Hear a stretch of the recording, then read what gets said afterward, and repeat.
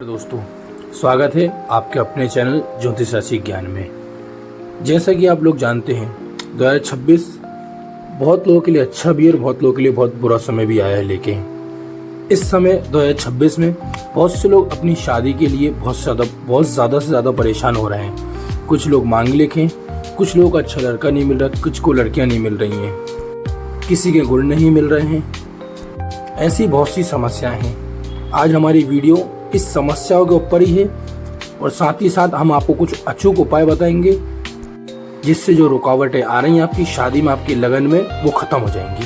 दोस्तों, ज्योतिष राशि ज्ञान की एक और विशेष और खोजपूर्ण एपिसोड में आपका स्वागत है।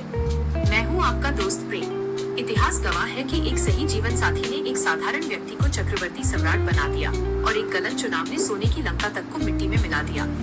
हम अक्सर अपनी कुंडली के 7वें घर को देखकर अपनी शादी का अंदाजा लगाते हैं, लेकिन सच तो ये है कि 7वां घर सिर्फ विवाह का द्वार है। उस द्वार के भीतर सुख की सेज है या कांटों की राह, यह तय करता है आपकी कुंडली का सबसे गुप्त बिंदु उपपद लग्न। आज के इस वीडियो में मैं प्रेम आपको ज्योतिष की उस प्राचीन विद्या से रूबरू कराऊंगा जिसे महर्षि जैमिनी ने हजारों साल पहले पत्तों पर उकेरा था। आज आप जानेंगे कि आपके सितारों ने आपके जीवन साथी के रूप में किसे चुना है और अगर वहाँ कोई बाधा है तो उसे दूर करने के अचूक उपाय क्या है। उपपद लग्न को कैसे निकालें? प्रेम का गणितीय सूत्र। अपनी कुंडली को हाथ में ले लीजिए क्योंकि अब हम खुद के भविष्य के रचयिता बनने जा रहे हैं। 1. व्यय भाव 12th हाउस का चयन। अपनी लग्न कुंडली D1 चार्ट के 12वें भाव को देखें। वहाँ जो राशि नंबर है उसे नोट करें। 2. ग्रहों की यात्रा। उस राशि के स्वामी लॉर्ड को ढूंढिए कि वो कुंडली में कहाँ बैठा है। 3. दूरी का रहस्य। अब 12वें घर से गिनना शुरू करें कि स्वामी कितनी दूर है। मान लीजिए वो 5 घर आगे बैठा है। 4. मंजिल का पता। अब उस स्वामी से ठीक 5 घर और आगे बढ़ जाइए। जो भाव निकल कर आएगा वही आपका उपपद लग्न UL है। विशेष सावधानी, यदि गणना 6ठे या 12वें भाव पर आए तो वहाँ से 10 घर और आगे बढ़े। विस्तृत फल और अचूक उपाय रेमेडीज।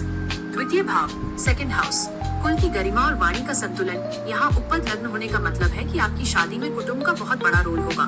प्रभाव, पार्टनर पारंपरिक होगा लेकिन ससुराल के हस्तक्षेप से तनाव हो सकता है। प्रेम का उपाय, हर शुक्रवार को किसी कन्या या गरीब महिला को सफेद मिठाई या दूध का दान करें। अपनी वाणी में मिठास रखें और घर में सामूहिक भोजन, साथ बैठकर खाना की परंपरा डालें।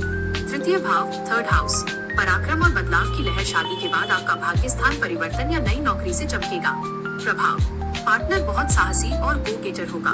वो आपको हमेशा आगे बढ़ने के लिए प्रेरित करेगा। प्रेम का उपाय, आप दोनों साथ मिलकर पक्षियों को 7 प्रकार का अनाज, सप्तधान्य डालें। इससे आपसी संवाद बेहतर होगा और जो गलतफहमियां छोटी यात्राओं में होती हैं वो दूर होगी।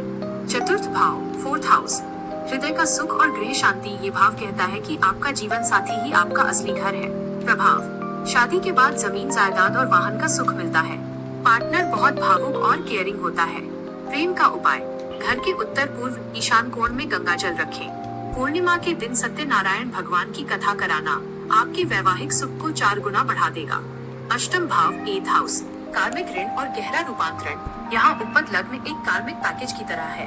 रिश्ता गहरा होगा लेकिन समय समय पर चुनौतियाँ आएंगी। प्रभाव, ससुराल से गुप्त धन या विरासत मिल सकती है पर शक और विश्वास की कमी से बचना होगा।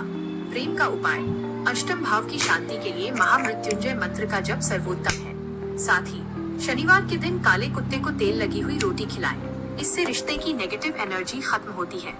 नवम भाव 9th हाउस, भाग्य का शिखर और धर्म का मार्ग। शादी के बाद आपका लक फैक्टर बहुत स्ट्रॉन्ग हो जाएगा। पार्टनर आपके लिए लकी चार्म साबित होगा। प्रभाव, आप दोनों मिलकर तीर्थ यात्राएं करेंगे और समाज में आपकी पहचान एक विद्वान जोड़े के रूप में होगी। प्रेम का उपाय, हर गुरुवार को विष्णु सहस्त्रनाम का पाठ करें या सुने। पार्टनर के साथ मिलकर किसी धार्मिक स्थान पर गुप्त दान करना आपके भाग्य को उदय कर देगा।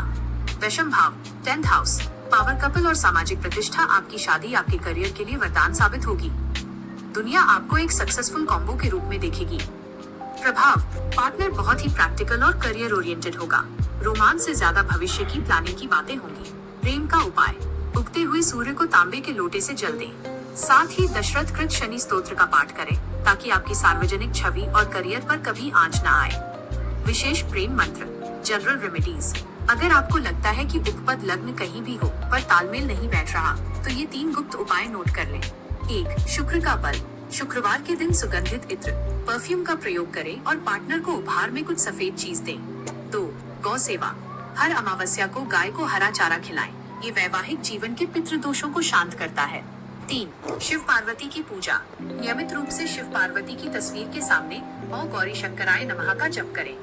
अट्रैक्टिव और प्रेरक आउटरो, दोस्तों कुंडली के ग्रह हमें रास्ता दिखाते हैं, लेकिन उस रास्ते पर चलना हमारे अपने हाथ में है। उपपद लग्न हमें ये बताता है कि हमें अपनी शादी में क्या सुधारना है और क्या संजोना है। आपका उपपद लग्न कहाँ बैठा है?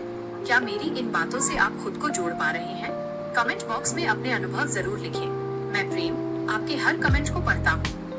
अगर आप अपनी कुंडली का विस्तार से विश्लेषण करवाना चाहते हैं, तो ज्योतिष राशि ज्ञान को अभी सब्सक्राइब करें और इस वीडियो को उन दोस्तों के साथ शेयर करें जिनकी शादी होने वाली है। याद रखिए, सितारे इशारा करते हैं, पर आप अपना भाग्य खुद लिखते हैं। मैं प्रेम आपसे विदा लेता हूँ। मिलते हैं अगले ऐतिहासिक और ज्योतिषीय सफर में। तब तक के लिए जय श्री राम, जय श्री कृष्ण।